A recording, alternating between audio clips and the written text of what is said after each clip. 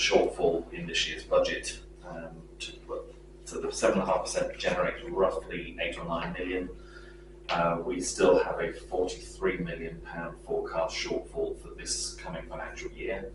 That is being met by a further sale of capital assets, which government has given permission to do.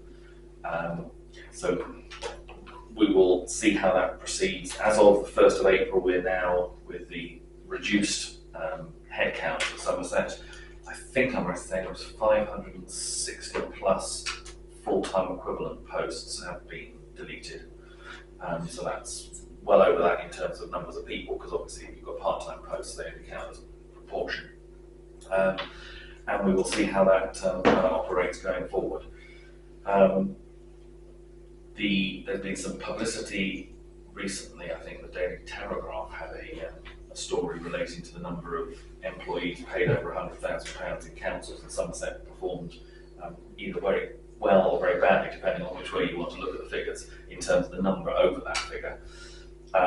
We have had a bit of information come out from the council today to clarify some of the information, which was that apparently this dates back a couple of years, this information, which is right at the time when Somerset was going from being 4 districts and a county to the unitary. So in effect, you had 5 chief execs, 5 senior law officers, all the senior directors, and it was a part of the whole thing of unitary was then reducing those. So there are now fewer than was shown on the information that's come out in the Telegraph, but obviously the figure they've got for the chief exec's salary, which is in excess of 200,000, is not inaccurate. That is correct.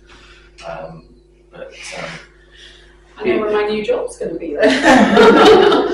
There's yes, it's an interesting set of pay scales at the top of local councils. They all benchmark against each other, and you do sometimes feel that there is a ratchet working its way up, because each time one gets put up to a higher level, then the next time another one comes up, they get ratcheted up a bit higher, because you've got to compete to keep them where you want them. You've a race to the bottom, which is race to the top. Absolutely. But certainly things are still pretty tight in terms of what's happening on the budget front at Somerset. The Boundary Commission review, which I mentioned to you before about the changes for the Somerset seats within the council.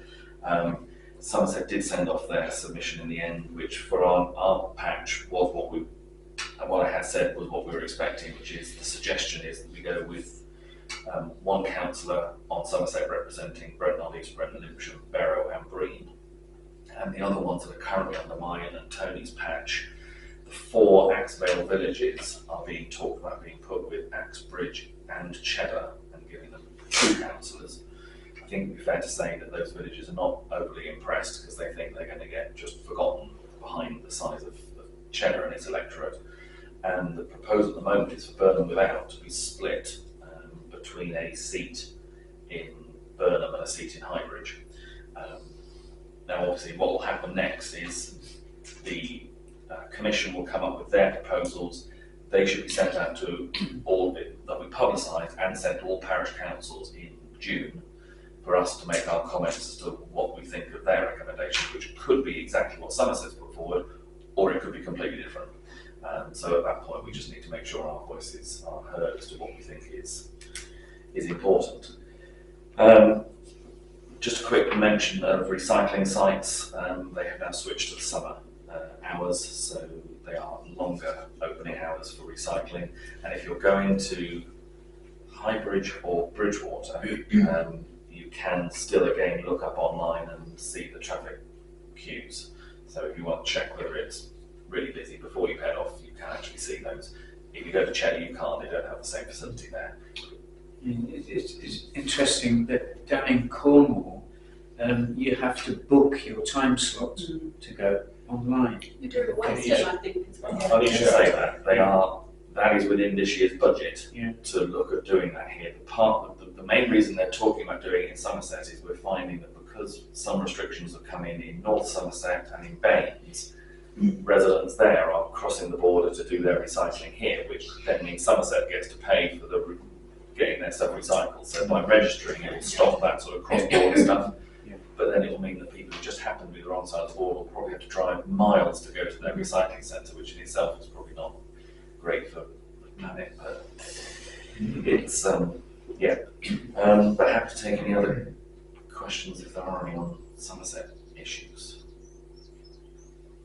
Okay, which takes us over to page 2, financial report. Right, Owen. financial, the statutory payments that we agreed last month kick in April, of course.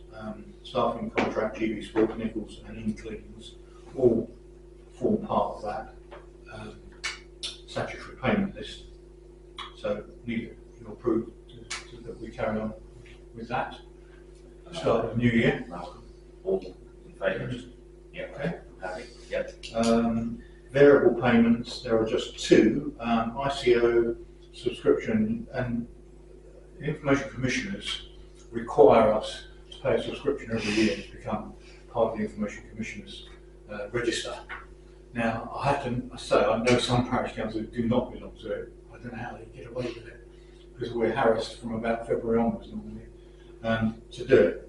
So, What is it? well, it's basically information commissioners' offices. They are charged with guarding people's security and data, and particularly for local authorities and councils, and public bodies, and that's extremely important. So we have to pay a fee, which means we register with it. Mm-hmm. So the only thing we get out of it is if we get a problem or an issue, we can go to them and say, give us some advice please on how to deal with it. We did have a freedom of information request a couple of years ago now, and I wasn't sure how to deal with it, so I went through them and they were very helpful, to be fair. Told me exactly what we needed to do. So it probably was worth belonging to them. So their fee's gone up actually, it used to be £40, it's up to 52 now. Surprise, surprise, everything goes up, doesn't it? And then the quarterly office expenditure and allowances, £376.90, which is £100 down than last year at the same time. Last year there was a lot more meetings taking place, I did a lot more mileage last year, so that's why it's down. So that's good news. So when are you moving locally then? Sorry, when am I moving locally? Not just yet, but watch this space. I heard there's some land up near the Doris. It's going nice contact. Yes, I mean, if they're proposing that we pay those 2 payments. I'll propose. Okay. Charlie. Okay. Now the other finance is the end of year. I always race to get the end of the year before the 1st of April meeting. It was a bit unfortunate this time because the first meeting was on the 2nd of April, and the actual account period didn't end until midnight on the 31st of March, and there was still a couple of payments to go, so I just had to be very careful about doing the accounts in advance. But we have got accounts out now, and I sent you a copy of them today. I don't know whether you've got any questions. I mean, basically, it was quite a complicated year this year because of the shop and the build project. There were lots of things that we hadn't had to deal with previously. And I'm also aware of the fact that because it was more complicated, we're much more likely to get tested by the external auditor. Because when they see the large amount of figures, I would be amazed if it didn't come back to me, start asking me some questions. So I'm prepared for it. What we have to do is when we do the AGAR, which I'll come on to in a minute, which is the external auditor report, if we have any category that's 15% over the previous year, so if it's your payments exceed 15% or your income exceeds 15% or anything else, you have to put a detailed explanation as to why that is. So I've been working on that variance today, to give them not too much of an opportunity to come back to us. The better you can explain it, the less likely they are to do it. And of course, 10% of councils each year are more heavily inspected.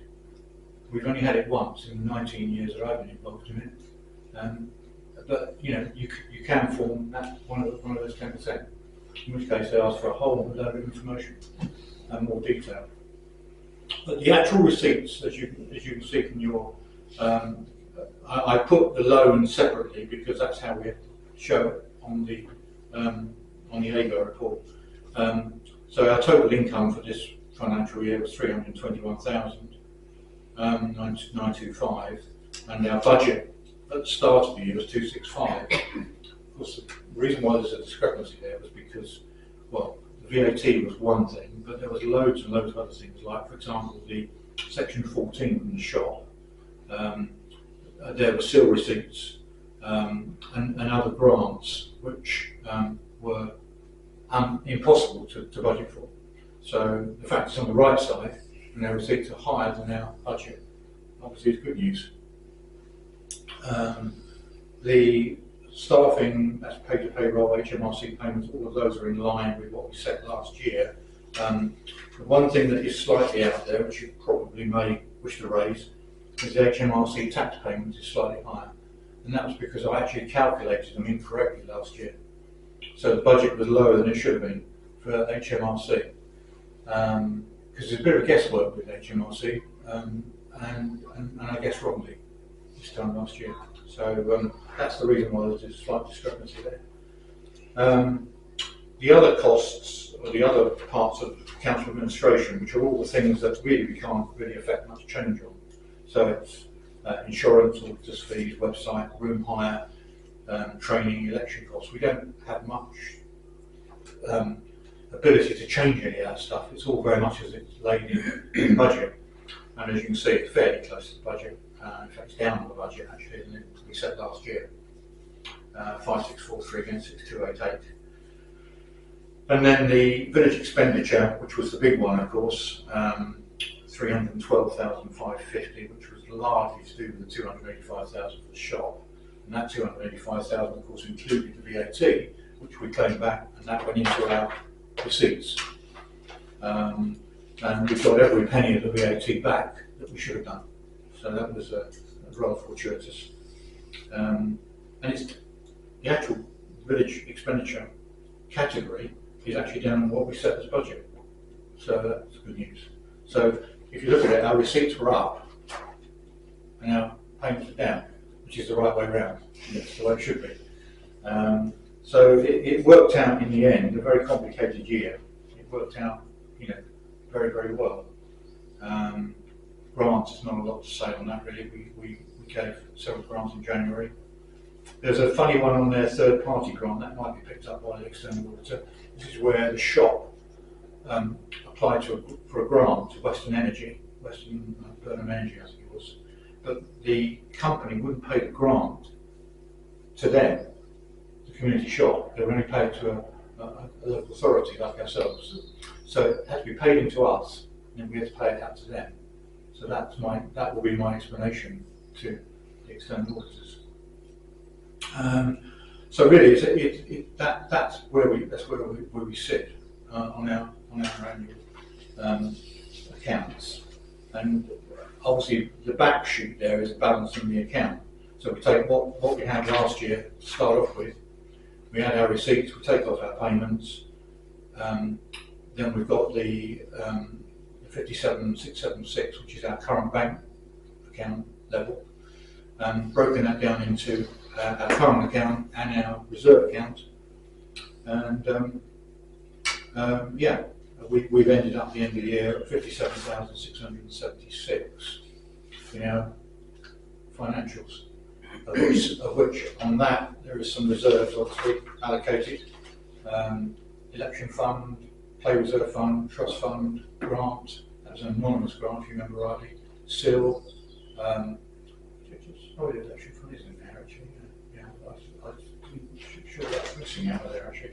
The way it's printed off, you've got class gratuity, which is the first one, then you've got election fund, play reserve fund, the trust fund grant, which we have from an anonymous donor, SIL payments, Tony Hill grant, the Ashley Baker retention fund, which is what we owe Ashley at the end of this year if no other problems occur and we want to make a payment.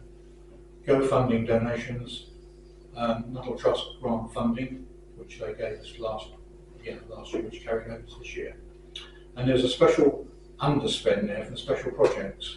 You may remember we set a £7,000 special projects budget last year. We didn't use all of it.